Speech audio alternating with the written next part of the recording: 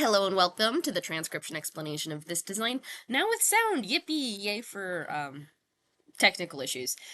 So yeah, this script is something that me and my friend Lauren Sherman have been developing since 2012 and has recently been adopted on the new official translator app by Doctor Who.tv, which is exciting to get the claim to have been one of the creators of the now official Gallifreyan script.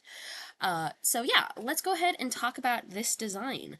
So this design is the word important, and it is done in a relatively simplistic style. It's a bit fancier than my typical simplistic styles, which don't use any variation of line thickness or dot thickness, but I wanted to do some letter stacking, and letter stacking involves lines of different thickness.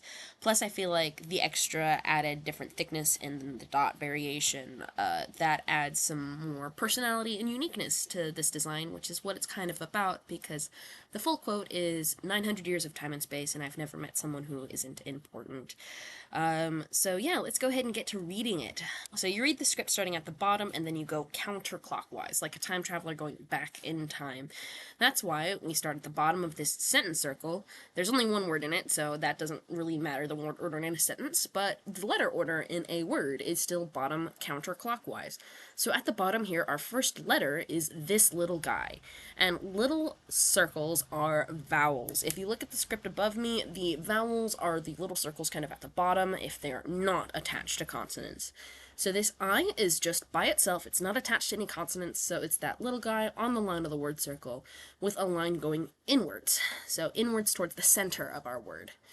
Vowels that are not by themselves and are attached to consonants are shown on the various consonants in the grid, so this here is a letter stack of the M, P, and O. So reading order for letter stacks are vowels are read last, unless they're slashed, but we're not going to worry about that.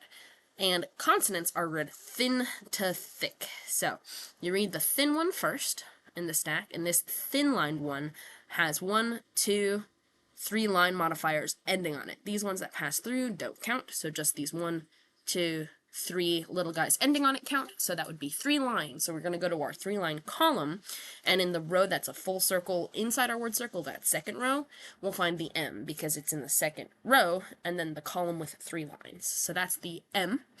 Where the P is in the same row, because it's again a full circle, it has 2 line modifiers. So it's right next to the M, but with only 2 lines instead of 3 above it. And then here's our O. It is centered, so it is attached like a bead on a string on these 2 consonants. So M, P, O. So I, M, P, O is what we've read so far. Continuing around, we have 2 shallow divots stacked. So these are both in the 3rd row. And our thin one here has 1, 2, 3 dots by it, because this is towards the outside. If these dots were inside, then they'd look like they'd be part of this thick one. But they're not. They're outside, so they're part of the thin one. So that would be 1, 2, 3 dots on a shallow divot, so that's an R. Then we have this T. It's a shallow divot with nothing. This line doesn't end on it. These dots are part of this R, so these has nothing on it and is just a T. The A is outside of our word circle.